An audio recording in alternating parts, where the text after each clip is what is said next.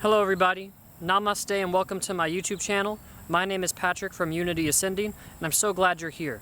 I was just wanting to talk a brief minute about mantra and the power of mantra in spiritual practice and how mantra has been changing my life over the course of my sadhana or my spiritual practice. Mantras are very powerful things. They are a way that we can master our mind and the way we can master our thoughts. So as we have these thoughts, and I've noticed in my own experience that these thoughts are always present. Deep thoughts, maybe shallow thoughts, judgmental thoughts, they're always there, just kind of clouding my vision in a way where I can almost see these thought forms as they pass by me, and then sure enough, many of them link my attention. I immediately just grab onto one and follow it, which creates its own pattern of thought. And, you know, all the Eastern teachings that I've looked into, primarily from Ram Dass, maybe some Hinduism, all that talks about how those thoughts are ultimately what bind us to limited states because we're functioning inside of the thoughts. And I've experienced this for myself many different times throughout my life where thoughts have just created this prison in a way.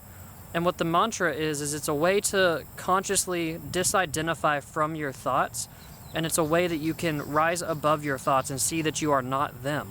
A mantra is something that you just repeat, whether it's just mentally or out loud, either way. It works really well.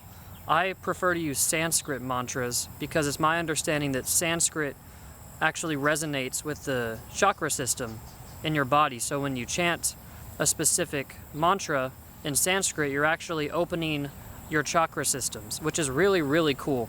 So I prefer Sanskrit mantras, but you know, there's mantras that are not in Sanskrit, plenty of mantras in English that you can find on the internet. Just look them up, look up mantras for anxiety, mantras for peace, mantras for growth. There's so many out there. But basically, in my experience with the mantra, what I'm seeing that it is doing for me is that it is helping me stay in the space of presence. I found myself the other day in a situation where I was judging another person. And at this time, I had been working with my mantra throughout the day. So as I was judging myself for judging these people, I noticed that the mantra was still kind of repeating in the background of my mind. It was still there, so it was like, yes, the judgment is happening. Yes, I'm seeing myself judge, and yes, I'm judging myself, but in the background there's this mantra going, which kind of disidentified me from the whole process of judging.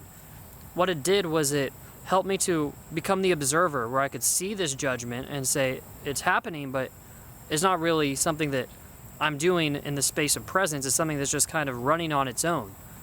So the mantra is something that's very powerful.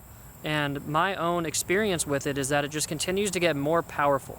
I work with mala beads, which are these right here. Kind of the same concept as prayer beads, where each bead represents a repetition of the mantra.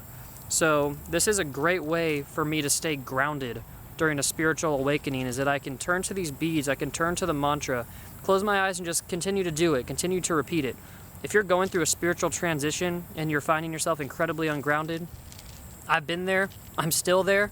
I highly recommend getting you some of these mala beads, finding some sort of mantra or phrase, and just grounding yourself to that mantra. Ground yourself to the beat. It's almost like a rhythm that you get into.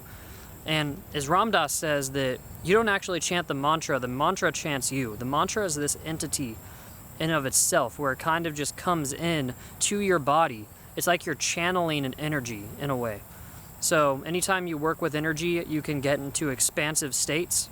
I've experienced this myself where I'll just be at work chanting the mantra and then I just get blasted into this more expanded state, which, you know, I try to then ground myself, and it's something that you just have to accept, that when this mantra comes in and you start chanting, it really just takes you to this new level of consciousness, to this new vibration. So that's really cool in that regard. And you can also use it in a meditative practice. That's very useful for me, is to use the mantra in my meditative practice where I'm in meditation, attaching the mantra to my breath. So one breath in is a mantra, one breath out.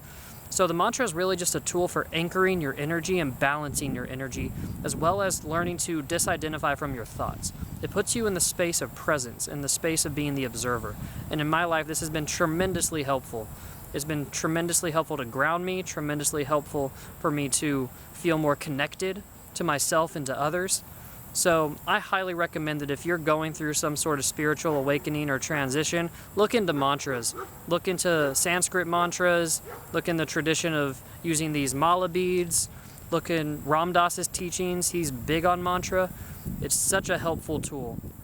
And that's a beautiful thing, because in a spiritual transition, we need to be as present as we can.